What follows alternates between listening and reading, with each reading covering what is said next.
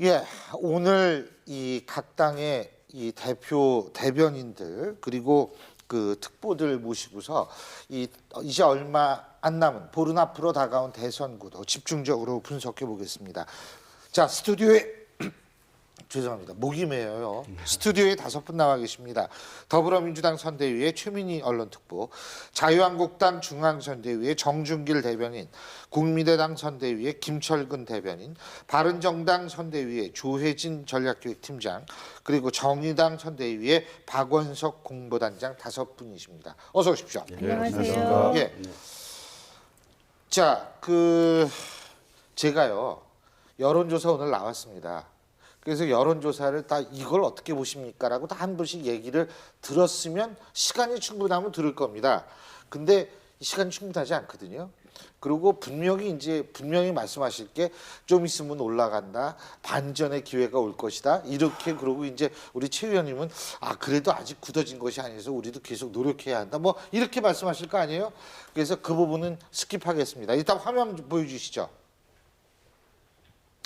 자, 문재인 후보, 안철수 후보가 좀 벌어졌는데 홍준표 후보 7.6%, 심상정 후보 33, 유승민 2.9인데 다 반전의 기회가 있을 것이다. 아마 이렇게 말씀을 하실 거기 때문에 이 부분에 대해서는 제가 묻지 않고요. 그 대신에 이걸 얘기 좀 하고 가야 되는데요.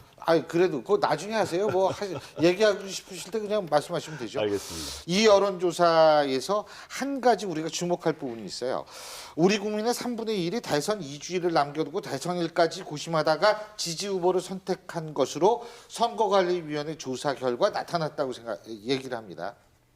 이것이 사실은 이번만 그런 건지 과거에도 그랬던 것인지, 만약 이번이 조기 대선에서 그렇다면 이번에 각 당은 어쨌든 굳히기를 하든 반전을 하든 전략을 세울 거 아닙니까? 한 분씩 들어보겠습니다. 먼저 최민희 의원부터 말씀해 주시죠. 그러니까 이게 이제 역대 선거에서도 고 프로테이지가 막판에 결심을 하셨습니다. 그런데 이번에 늦게 결심을 하시는 분들의 성향이 어떤가에 주목을 좀 하고 있습니다. 네. 그래서 이번에는 아무래도 샤이 보수층이라고 얘기되는 분들께서 막판에 마음을 결정하시지 않을까 저희 이렇게 보고 있고요. 저는 이제 특별히 안철수 후보님이 그러니까 후보로 당선되시고 나서 결정되고 나서 16% 지지율이 뛰고 그러셨잖아요. 그때 저희가 그 당시에 나온 여론조사를 다 통계학적으로 분석했을 때 평균 편차가 4.7이 나왔었어요. 그래서 이 이후에 이건 이제 지지도나 충성도가 다른 후보들보다 낮기 때문에 이게 계속 유지될지 모르겠다는 문제 제기를 한 적이 있거든요. 그래서 이건 통계학적으로 볼 때 안철수 후보 지지율이 빠지는 것은 좀 예측된 일이었다고 보고 있고요. 그럼에도 불구하고 저희 샤이 보수층을 어떻게든 저희 예쁘게 봐주시도록 노력하겠습니다. 예, 정준길. 방금 말씀하신 것처럼 안철수 후보의 지지도가 한때 올랐다가 지금 빠지고 있는데 그건 너무나 당연한 결과입니다. 그러니까 원칙이 없고 오락가락하는 행보들을 통해서 국민들이 안철수 후보의 본질을 정확하게 안 거고, 특히 안철수 후보가 당선이 되게 되면 결국은 그 뒤에 있는 박지원 대표가 실권을 행사할 거라는 부분에 대해서 국민들의 반감이 높은 거죠.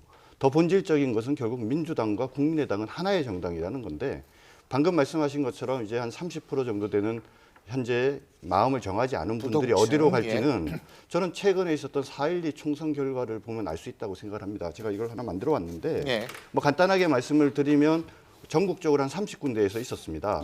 근데 그 있었던 것들을 지역별로 당시 투표수를 기준으로 해서 퍼센테이지를 그림으로 그린 거고요.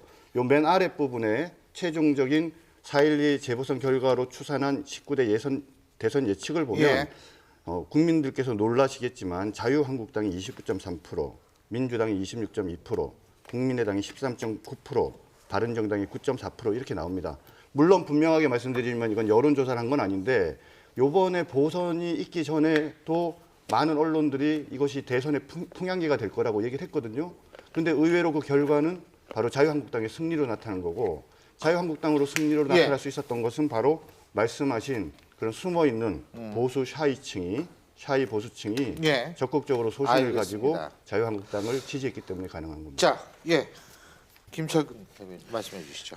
일단 이번 선거의 구도를 좀 봐야 된다고 저는 예. 생각합니다. 일단 박근혜 전 대통령의 탄핵, 파면에 예. 의한 대통령 보궐선거입니다. 예. 그래서 박근혜 대통령을 세웠던 그 세력은 적어도 이번 선거만큼은 국민들에게 나와서 표를 달라 이렇게 예. 하기가 민망한 상황이거든요. 예. 이게 가장 큰 구도고요. 두 번째는 뭐냐면 이미 국민들은 정권 교체를 확신하고 있습니다. 그렇기 때문에 이번 선거는 야야의 대결 구도인 거죠. 이른바 안철수 후보냐, 문재인 후보냐의 선택만 남아 있는 상황입니다. 예. 그래서 최근에 양강 구도를 형성하고 있었고요. 그 양강 구도에 약간의 편차가 나오는 것은 예. 이른바 그 조종기라고 표현할 수도 있겠지만 저는 예. 전략적 유보층이 좀 늘어나고 있다. 그렇지만 이 전략적 유보층이라는 것은 결국은 전략적 선택을 할 거고 전략적 투표를 하게 된다. 예. 예, 그렇게 된다면 결국은 확장성이 큰 안철수 후보가 유리할 수밖에 없다. 이렇게 보고 있습니다. 알겠습니다. 조희진 의원.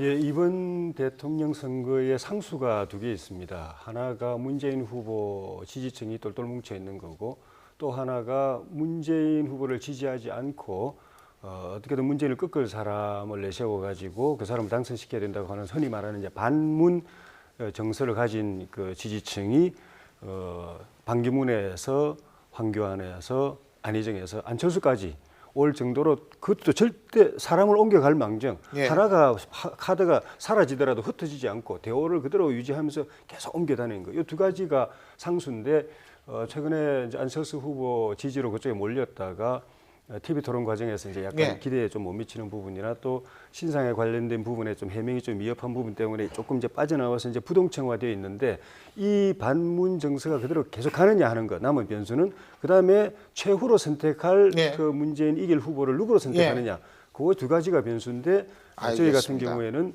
그 선택하는 그 기준이 문재인을 이길 사람, 그다음에 예. 다음 국가를 제대로 이끌어갈 사람 그 두 예. 가지 기준일 것이기 때문에 아하. 그건 역시 유승민이다라는 걸 확실하게 알겠습니다. 보여드려서 예. 그다음 최종 선택자가 선택받는 사람이 유승민이 되게 하는 것이 저희의 전략입니다. 예. 지금 한 25% 정도의 부동층이 있는데요. 예. 역대 대선하고 비교해 봤을 때 뭐 특별한 현상은 아닙니다. 역대 예. 대선에서도 나타났던 현상이고. 근데 이번 대통령 선거의 가장 두드러진 특징은 대통령 탄핵이라는 파면이라는 그런 중요한 정치적 사건을 겪고 또 국민들의 힘으로 만든 조기 대선입니다. 예. 그래서 저는 국민들은 끝까지 누가 개혁의 적임자인가, 누가 정권 교체를 넘어서 정말 국민의 삶을 바꿀 정권 교체를 실현할 적임자인가, 예. 이거를 TV 토론 과정에서 후보들의 정책 공약 제시 과정에서 보고 있다고 생각합니다. 그런데 안철수 후보 같은 경우에는 저는 이번 대선이 문재인 후보, 안철수 후보, 심상정 후보의 이 개혁 대결이라고 생각하는데 안철수 후보는 최근에 보수 행보를 강화하면서 그런 거에 실망한 유권자층이 등을 좀 돌리고 있다고 보고요. 그리고 심상정 후보 같은 경우에는 최근에 이제 TV 토론을 통해서 심상정의 진면목이 부각이 되면서 이후에 확장성을 높여갈 그런 가능성이 높아졌다고 생각합니다. 그래서 남은 선거 기간 동안에 정말 어떤 개혁을 추진할 적임자가 누구인지에 대해서 분명하게 국민들 앞에 보여드리는 그런 선거를 치르겠습니다. 알겠습니다. 자, 처음 발언은 제가 그냥 여러분께 그냥 놔뒀는데 죄송한데 자 이제부터 1분씩입니다. 어느 사람도 이거는 칼같이 제가 끊거든요. 그러니까 1분씩 딱 발언 기회 드릴 테니까 그 대신에 뭐 하시고 싶은 말씀 하시면 됩니다.